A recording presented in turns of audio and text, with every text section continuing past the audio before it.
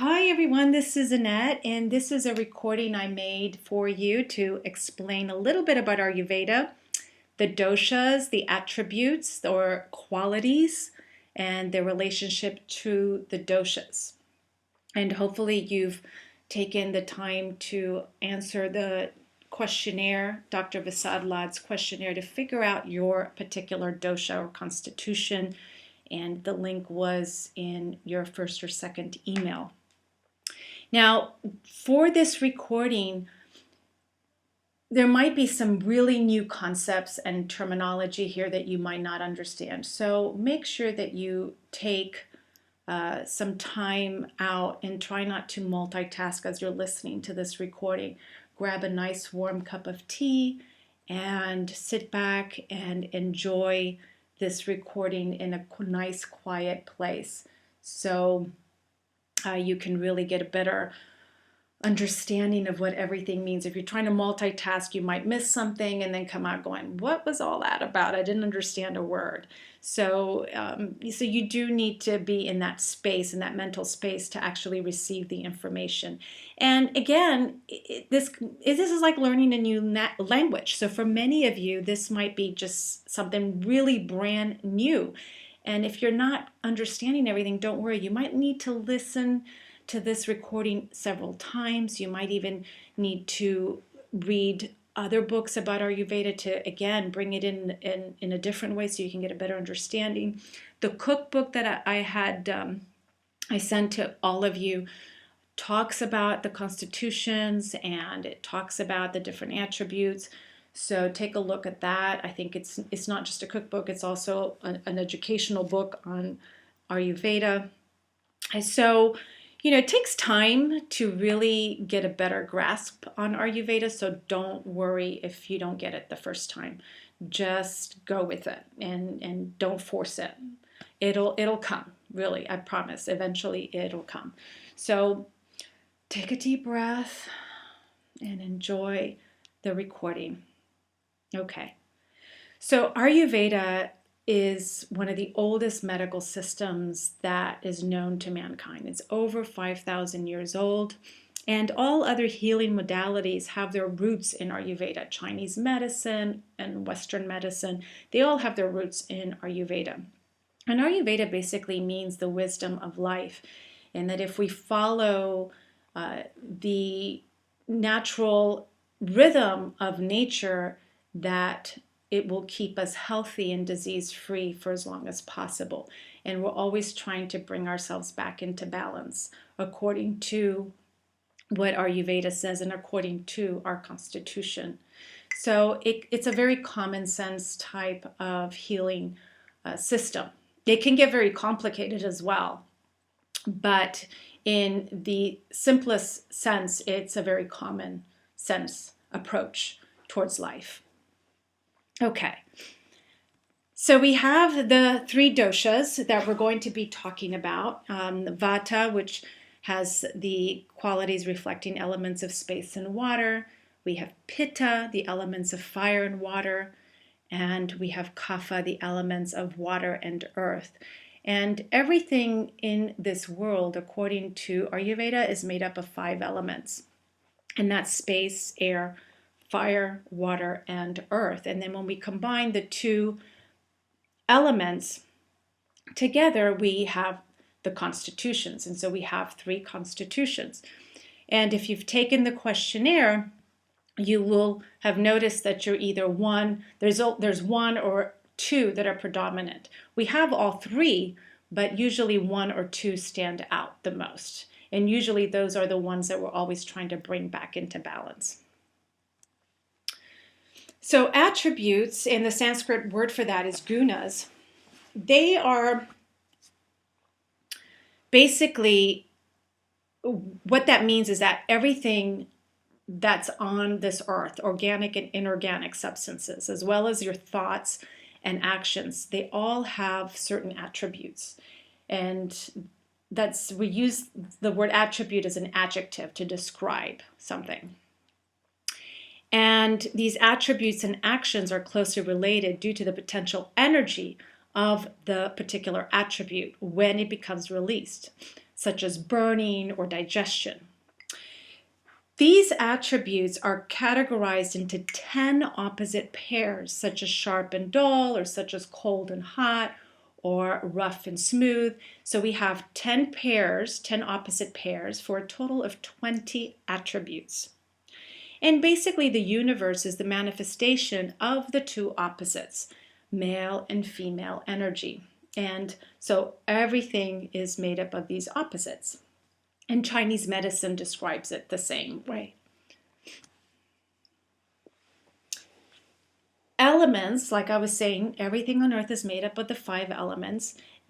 We are going to describe them from the lightest to the heaviest. Space, air, fire, water, and earth. Elements on their own are stable. They're not dynamic. Okay, there's no change. They are stable. So you see these 3 columns here. On the left, you'll see the 10 pairs I was talking about. So we have cold, hot, oily, dry, heavy, light, gross or heavy, and subtle or light, dense and liquid, soft and hard, static, mobile, sticky, clear, slimy, rough, slow, and sharp. And now these 20 attributes are associated with the elements, which are then associated with the constitution. So when we combine 2 elements together, we create a constitution which consists of certain qualities. So the Vata constitution is made up of air and ether, very light, right? And so the attributes associated with the constitution of Vata are cold, dry, light, subtle, flowing, hard, rough, and mobile. And so if you think about it, usually when we have somebody who has a lot of Vata, if it's out of balance, you would want to bring in the opposite attribute in to bring the Vata down or to balance the Vata. So what does that mean? That might look like, okay, instead of cold, we need more heat. It could be that we need warmer weather. It could be that we need warmer food. Instead of dry, we need oilier, right? Instead of light, we need something heavier, something more dense. And that could mean even from something heavier like meditation, something to ground you, or it could be with food, something heavier, moist, something like rice or even meat, something that's really grounding, that will really help ground you. So we can use these attributes, as you see, to bring in to bring in balance to the constitution. Now Pitta is the 2 elements of fire and water combined, and it has the qualities of hot, light, flowing, clear, mobile, and sharp. So again, when Pitta is out of balance, we need to bring in the opposite, such as more cold. Maybe we need something that's heavier, something more sticky, maybe something lighter. Again, kind of the same concept, right? You bring in the opposite to basically bring Pitta out of balance. Usually when a constitution is out of balance, it usually means that there's too much of it. And so you want to bring in the opposite in to help balance it out. And then Kapha, the final constitution here, the 3rd one, has the 2 elements of earth and water. And earth and water combined are, it's like clay or like mud, heavy, right? So if we think of Kapha, we think it's very heavy and dense. And the attributes show that: cold, wet, heavy, gross, dull, dense, static, soft, smooth, and cloudy. So again, when we want to balance Kapha, we want to bring in the opposite usually. That would mean something that is more dry, warmer. That is why usually when we say, okay, for somebody who has a lot of Kapha, we want to bring in more greens and more raw greens, as a matter of fact, the roughage, right?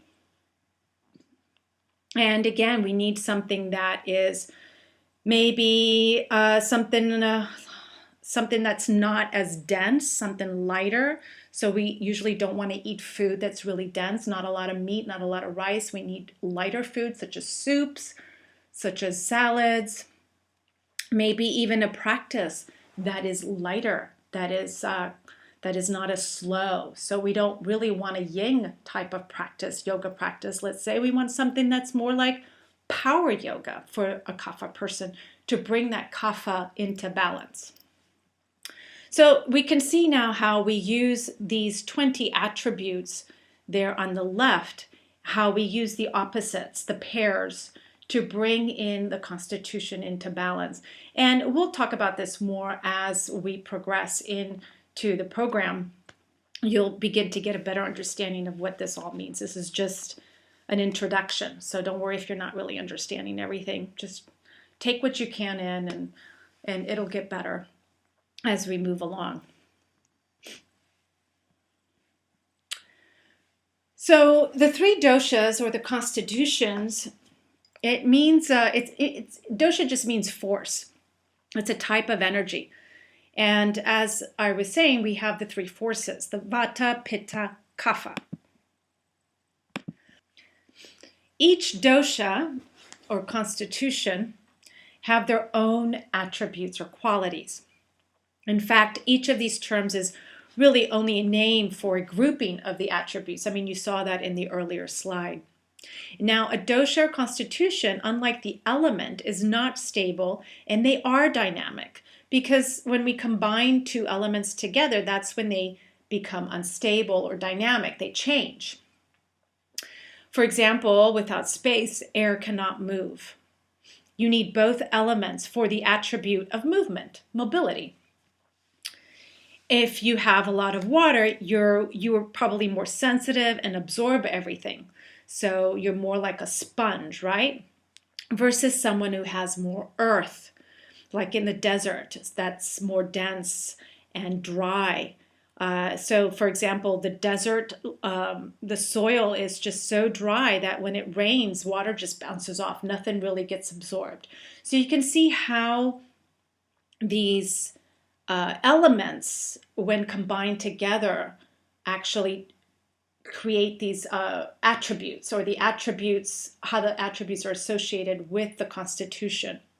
So they become dynamic and they change, and they're no longer stable. So we're constantly trying to stabilize them. We're constantly trying to bring them back into balance.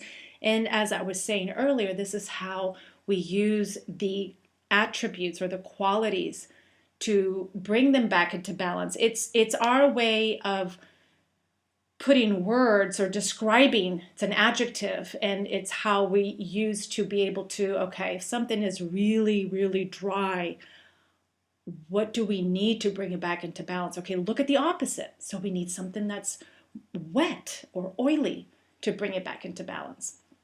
So I'm hoping this is slowly starting to kind of sink in.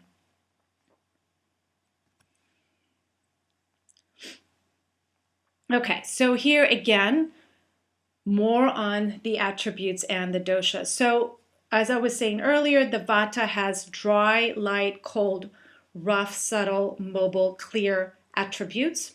Pitta, again, it's more hot, sharp, light, liquid, mobile, and oily. And kapha is heavy, slow, dull, cold, oily, liquid, slimy, smooth, dense. And so you need the opposites to bring these back into balance. Usually when we say out of balance, as I was saying earlier, it's usually too much of. Very rarely is it too little of. But again, you look and see what's going on, and then you just bring in the opposite in. So the elements of the tridosha, again here, space and air, they make up the constitution of vata. Fire and water, the constitution of pitta, and water and earth, the constitution of kapha. And constitution, dosha mean the same thing. And what that means is that they have two elements combined together, and then those two elements means dosha. It's just the Sanskrit name. So like increases like. when similar qualities come together, their quantitative expression increases. For example, the summer season has attributes similar to those of Pitta, right? It has hot, liquid, light, mobile, and is penetrating. That's why in the summer, Pitta will usually increase. And somebody with a dosha, with a Pitta dosha, or in other words, where that constitution is predominant, summers can be difficult. And so you really have to look at bringing in the opposite in to cool down the Pitta, which means you would need cooling foods such as cucumbers, or you might need to wear clothing that will keep you cooler, or it might mean that you don't exercise as intensely because you don't want to heat your body up, right? So you don't want to drink a lot of alcohol. That again will heat you up. So you look at the season you're in, that can actually increase a particular dosha. When we're going into fall, like we are now, that increases vata. So if you are a person that is predominantly vata or has a lot of vata, fall can aggravate vata. So you want to start bringing in the opposite qualities, such as instead of eating a lot of salads, in the vata season, you want to maybe start cooking your vegetables, start bringing in more warm foods, start bringing in more soups. Make sure you're oiling your body because that's when you find that you're the driest. You want to start oiling your senses. We're going to talk about all this. And as we move along in the program, you're going to start seeing and understanding why we do certain things. Why do we put oil in our nose? Why do we put oil on our skin? You're going to start understanding why we do what we do. When we say oil pulling, you're going to understand why, because it all has to do with these qualities and how we are trying to keep our constitutions balanced. And we have all three. So any one of them can get off balance. Just because you're predominant, let's say kapha, does not mean that pitta and vata cannot go out of balance. So we just look at the quality that appears to be out of balance and then bring in the opposite in. And that's how we look at things. And we look at seasons like that. We look at the time of day that way. We look at everything in this world that way. And it makes it so much easier then to stay healthy and balanced when we see that everything is made up of these attributes or qualities. Makes it so much simpler. More common sense, as I was saying. So how dosha imbalances affect our health? This slide can get a little bit complicated. So basically, what I just want to say about this is that diseases are manifested when our doshas are out of balance and when we don't see the beginnings of imbalance and we don't do anything about it. Then it gets embedded and then it starts to become chronic. And then we see things like heart disease or cancer and so on when they get really out of balance. And then at that point, it gets almost impossible to bring it back into balance. When someone suffers from heart disease, it's practically impossible to bring it back into balance. When somebody has cancer, that's practically impossible to bring it out of balance. So we want to prevent that by really getting to understand our body, getting to understand our constitutions, understanding the seasons, the time of day, how to live in rhythm with nature, and in order to be really in tune so we never get to the point where we're so out of balance that it becomes impossible and then we suffer, because disease is suffering, right? And we're all going to age, we know that. We're all one day going to pass, we know that. But we want to be as disease-free and we want to continue to live a full life up until the end.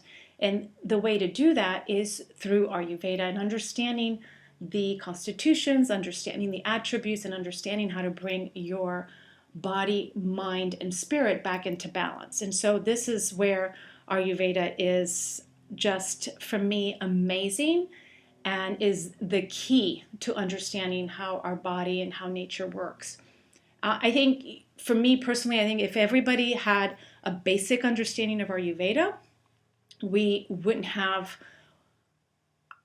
we wouldn't have 90% of the diseases that we have out there right now. We really wouldn't, because most of the reasons that people end up with these diseases is because their bodies are out of balance and they don't understand their bodies and they don't understand how to live in rhythm with nature, and they just do not know how to bring themselves back into balance. So it's so unfortunate, and I'm so glad that you are here and that you're open to understanding and to learning about Ayurveda and how to live in rhythm. And really, this program, usually when Kate teaches it, she doesn't even teach about Ayurveda when she teaches the Body Thrive, the 10 habits. Just by understanding the 10 habits and how to bring in certain habits in your daily life will balance you out and will bring you back into balance and will prevent most diseases. And then she teaches Ayurveda once you've done the 10-week program of daily rhythms. But I am teaching a little bit different. I do want to give you a taste of Ayurveda. I think it makes understanding why you do these habits. It just makes more sense when you do them if you have a little understanding about Ayurveda and the constitution and what constitution you are.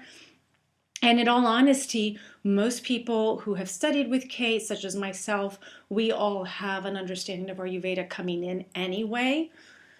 So that is why it makes more sense to us, I believe.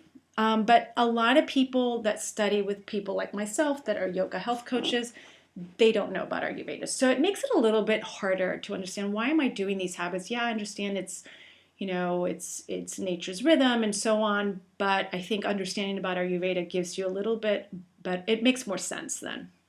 So this is just a basic overview of Ayurveda, basic overview of the constitutions and the attributes. I believe one of the most important thing to get out of this is that everything has a quality to it, and then there's an opposite that goes with it to bring it back into balance.